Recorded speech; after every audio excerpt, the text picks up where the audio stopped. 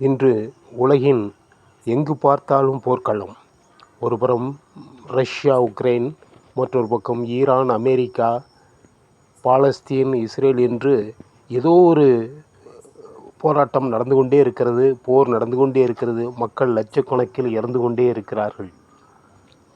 இந்த சூழ்நிலையிலும் போரில் ஈடுபட்டு கொண்டிருக்கின்ற ஒரு நாடு, இந்த போரில் சம்பந்தப்பட்ட ஒரு நாடு என்றால் அமெரிக்கா, ஈரான், இந்த 2 நாடுகளுக்கும் பயங்கரமான ஒரு போர் நடந்து கொண்டிருக்கிறது. அப்படி இருந்தும் ஈரானிலே அங்கே ஒரு பெரிய ஹாஸ்பிட்டல், மத்திய கிழக்கு பகுதியிலே இருக்கின்ற மிகப்பெரிய ஒரு கேன்சர் ஹாஸ்பிட்டலை திறந்திருக்கிறார்கள். நமக்கு மிகவும் ஆச்சரியமாக இருக்கிறது அல்லவா?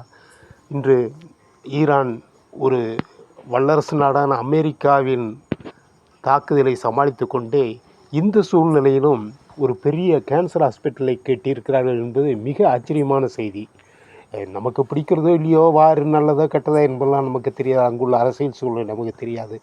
இருப்பினும் இப்படி ஒரு இக்கட்டான சூழ்நிலையில் ஒரு போர் பதற்றத்தோடு மக்கள் வாழ்கின்ற ஒரு நாட்டில் இவ்வளவு ஒரு பெரிய ஹாஸ்பிட்டல், அதாவது சாதாரண ஹாஸ்பிட்டலில் மத்திய கிழக்கிலே இருக்கின்ற மிகப்பெரிய ஹாஸ்பிட்டல் என்று சொல்கிறார்கள்.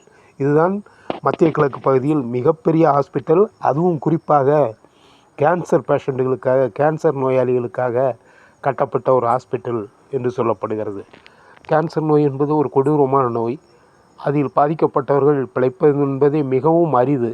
அப்படிப்பட்ட ஒரு நோய்க்காக மக்கள் போரினால் இறந்து கொண்டு இருக்கும் ஒரு நாட்டில் அப்படி ஒரு மிகப்பெரிய ஒரு மருத்துவமனை, ஒரு ஹாஸ்பிட்டல் திறக்கப்பட்டிருக்கிறது என்றால் நமக்கெல்லாம் ஆச்சரியமாகத்தான் இருக்கிறது. அதுவும் குறிப்பாக ஈரானில் அப்படி ஒரு மருத்துவமனை திறக்கப்பட்டு இருக்கின்றால் நமக்கு மயக்க வராத குறைதான். ஆக மனிதனுக்கு என்னதான் இருந்தாலும், எவ்வளவு சூழ்நிலையின் காரணமாக கொடூரமாக இருந்தாலும், அந்த ஈரமான ஒரு மனநிலை எல்லோருக்கும் இருக்கிறது என்பதுதான் உண்மை என்பது இதிலிருந்து தெரிகிறது.